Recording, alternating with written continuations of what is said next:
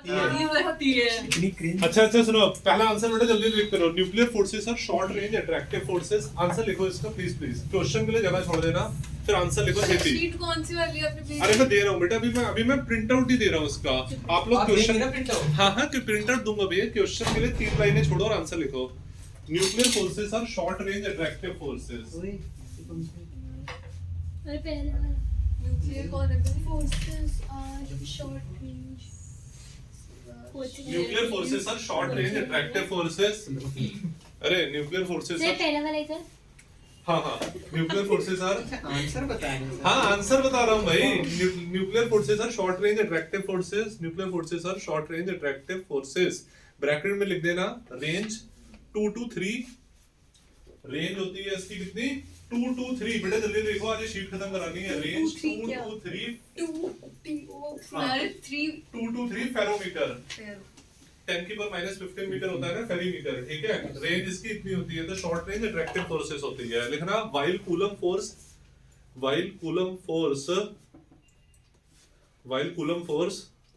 Have range up to infinity. While coulomb force have range up to infinity. Sir range आपने इसकी कितनी बताई थी? 2 to 3 फेरीमीटर, क्योंकि न्यूक्लियस के अंदर इतनी दूरी होती है fermimeter. While coulomb force have range up to infinity, ठीक है। While coulomb force have range up to infinity, फिर लिखना have range up to infinity. It may be attractive और repulsive. It may be attractive और repulsive. It may be attractive और repulsive. ये attractive या repulsive कुछ भी हो सकती है। इट मे बी अट्रैक्टिव और रिपल्सिव, ठीक है। और सेकंड पॉइंट लिखना nuclear forces are charge independent forces. Nuclear forces are charge independent forces. Nuclear forces are charge independent forces. Nuclear forces are charge independent forces.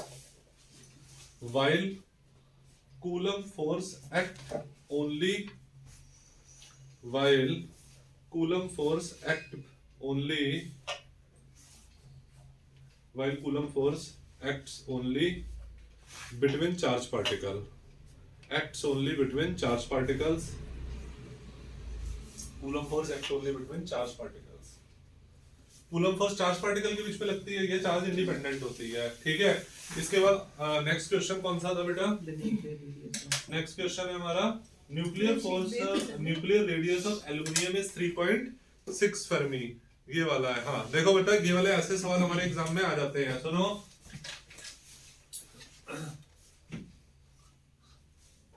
हाँ देखो बेटा, ये हमारा एल्युमिनियम है। ये वाली शीट बहुत दिनों से पेंडिंग थी, इसको पहले बता देंगे। 13 है, ये 27 है।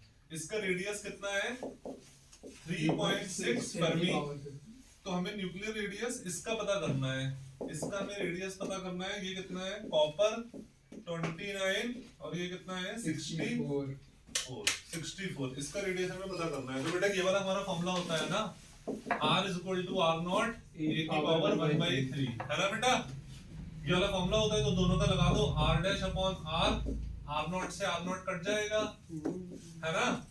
a'⁻1/3, a⁻1/3, R0 से R0 कट जाएगा, तो ये आ जाएगा R'। R की जगह 3.6, a' की जगह कितना? इसका मास नंबर से मतलब मास नंबर। बेटा इसका मास नंबर कितना है? 27 और इसका कितना है? 64। 27 64 की पावर 1/3। अरे है ना? हाँ ये नाम क्या है? न्यूक्लियस। अभी बेटा प्रिंट आउट दे रहा हूँ, अब सृष्टि परेशान नहीं, इसको पहले जितना करो समझ के। तो बेटा इसका 3/4 का क्यूब, 3 3 9 9 3 27 4 4 16 16 4 64, और इसकी पावर हमारी 1/3 है। तो मैथ्स आती है सबको। 3 से 3 कट जाएगा, तो R' कितना आ जाएगा फिर हमारा? 3/4 × 3.6, 3 × 4 9 36, और ये आ जाएगा हमारा 3927 फर्मी। ये आ जाएगा 2.7। सर आपने उल्टा कर दिया। 339 आंसर 4.8 है। 4.8 है। 68/27। अच्छा एक मिनट रुको। R', हाँ R', इधर 64 होना था। अरे R' है ना, तो इधर 64 होना था और इधर 27 होना था, तो ये आ जाएगा 4, सेकंड वाला पहले लिया है ना, इधर 3, तो ये 4, ये आ गया 3, तो ये आ जाएगा कितना आपका 4, और ये आ जाएगा कितना 3 1 3 3 2 6, और ये आ जाएगा 4.8 4.8 फर्मी। ठीक है, अरे बच्चों आ गई बात समझ में या नहीं आई? सिंपल इज वाला है वाला, कोई डाउट? ये वाली गलती आप लोग मत करना, जल्दबाजी में हो जाती है, जब टाइम कम होता है बच्चे के पास, न्यूमेरिकल पेपर पूरा बचा होता है, तब बच्चा ये वाली गलती कर देता है। ठीक है, सेकंड वाला अपॉन फर्स्ट वाला है ना बच्चों? Yes sir. मैंने एलएचएस में तो सेकंड ले लिया था, आरएचएस में फर्स्ट ले लिया था, इसलिए ठीक, तो ये वाली चीज ध्यान में रखना।